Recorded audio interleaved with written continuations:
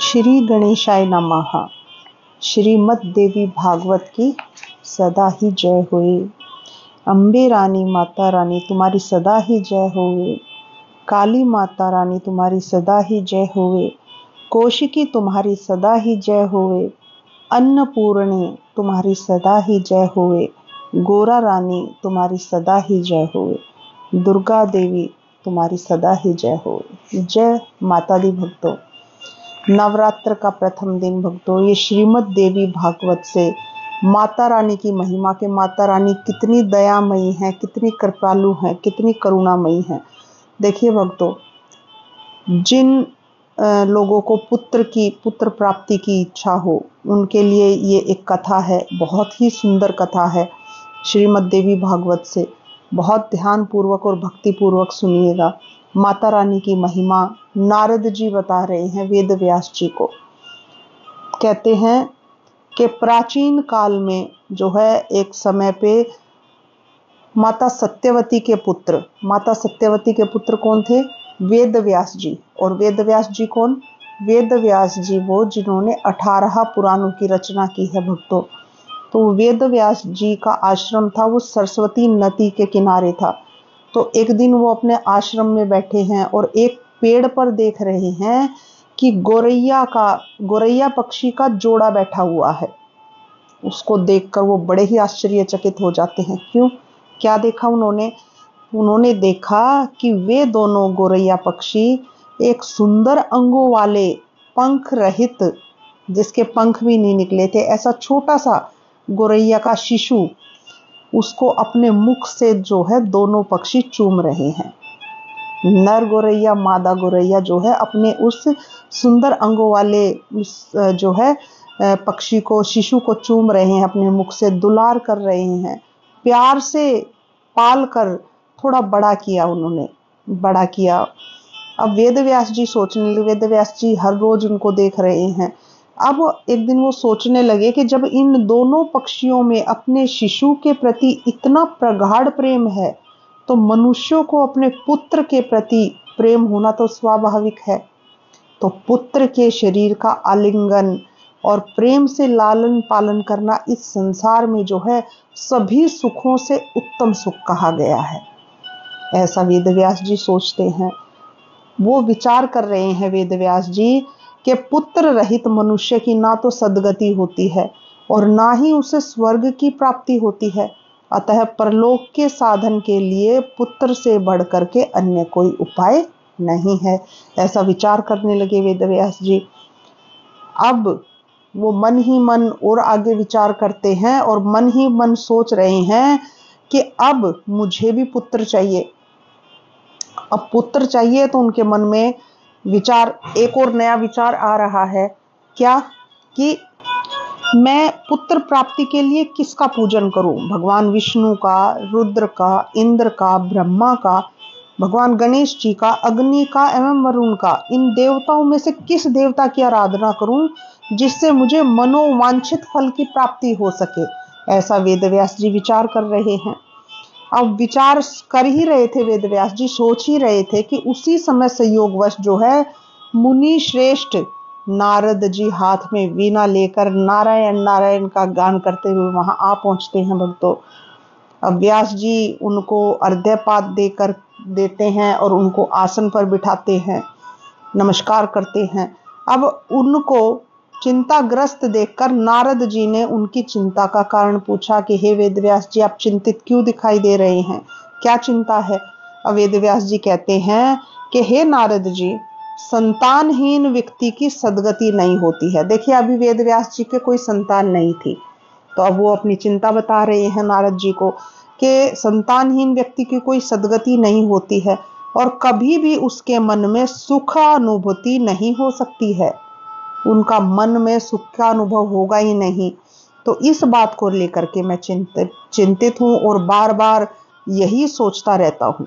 हे नारद जी, आप तो सब कुछ जानने वाले हैं।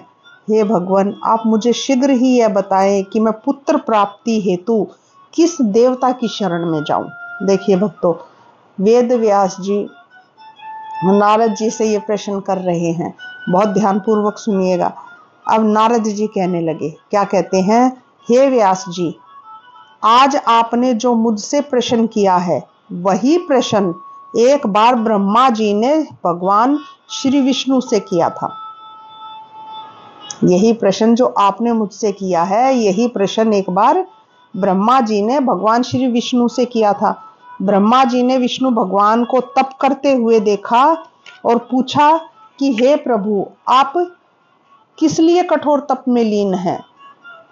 भगवान विष्णु कहते हैं कि सभी देव, दानव और मानव यह जानते हैं कि आप जगत के रचनाकार। अब भगवान विष्णु कह रहे हैं ब्रह्मा जी को कि आप जगत के रचनाकार हैं और मैं पालन करता हूं और शिव जी संहार करता है, ये हम सब जानते हैं। लेकिन तत्वों के ज्ञान, जो लोग तत्व का ज्ञान रखते हैं, उनके तर्क यही हैं कि किसी अलौकिक शक्ति के द्वारा ही आप सृष्टि करता हैं, यानी कि ब्रह्मा जी सृष्टि रचा रहे हैं और मैं भरता यानी कि मैं पालन कर रहा हूं और शिव जी हरता यानी कि शिव जी भगवान संहार कर रहे हैं। ये अपने आप से नहीं कर रहे हैं, कोई अलौकिक शक्ति है जिसके प्रभाव से, जिसके द्वारा ये सब कुछ संचालित हम तीनों कर पा रहे हैं। तो वह ये सुबुरते उस शक्ति का अवलंबन करके मैं शेष शैया पर शयन करता दिखाई देता हूँ और जागृत होकर लोगों को भयभीत करने वाले दानवों से भी युद्ध करता हूँ। हे देव, अहंकारी मधु कैटब नाम के दोनों दानवों से मैंने उसी महाशक्ति की कृपा से युद्ध किया था और उनका नाश किया था। ऐसा भगवान विष्णु बताते हैं। माता रानी को ही महाशक्ति, माता रानी ही महाशक्ति है। माँ अम्बा, माँ दुर्गा देवी, माँ काली, माँ पार्वती, यही वो शक्ति हैं। उन्हीं की कृपा से ये सब कुछ संचालित हो रहा है, ऐसा भगवान विष्णु ब्रह्मा जी को बता रहे हैं। उसी शक्ति के आगे भगवान कहते हैं, भगवान विष्णु कह रहे हैं ब्रह्मा जी को, उसी शक्ति की इच्छा से मैं विभिन्न युगों में कच्छप, वाराहा, नरसिंह और वामन इन रूपों में अवतरित होता हूँ। इतने जो मैंने अवतार लिए हैं वो उन्हीं शक्ति की कृपा से मैंने ये लिए हैं।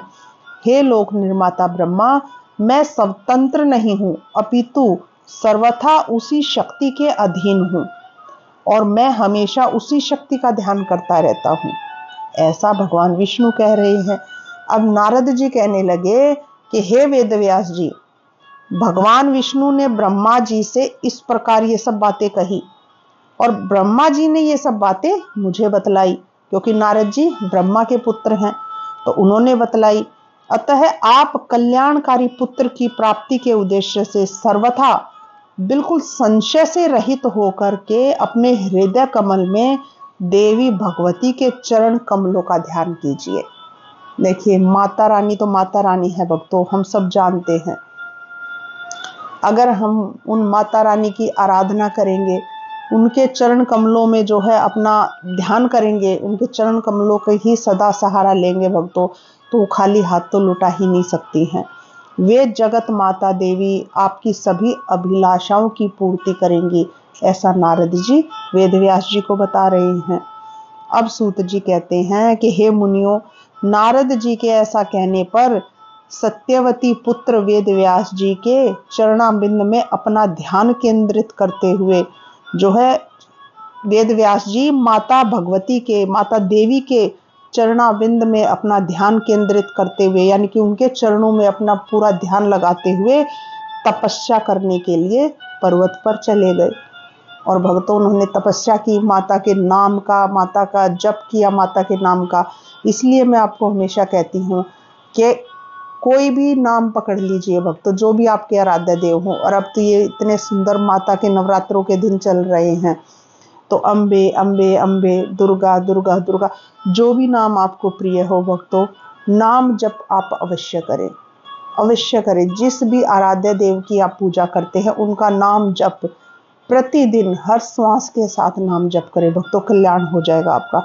तो ऐसी महिमा जो है ये श्रीमद् देवी भागवत में से वेदव्यास जी को बता रहे हैं नारद जी, माता रानी की ये महिमा। तो और उनकी इस तपस्या से, माता रानी के चरण कमलों का ध्यान करने से, माता रानी के नाम जप से, माता रानी के पूजन से जो है वेद व्यास जी को कितने महान पुत्र हुए भक्तों, हम सब जानते हैं। वेद व्यास जी के पुत्र का नाम था शुकदेव, श्री शुकदेव जी। तो उनको उस पुत्र की प्राप्ति हुई। तो भक्तों यहीं पर माता रानी की महिमा की एक छोटी सी ये कथा श्रीमद् देवी भागवत से समाप्त होती है। कल फिर एक सुंदर सी कथा सुनेंगे हम। तब तक के लिए आज्ञा दीजिए। जय माता दी। और इस कथा को भक्तों ज़्यादा से ज़्यादा शेयर करें और इस चैनल को ज़्यादा से ज़्यादा सब्सक्राइब करें। जय माता दी।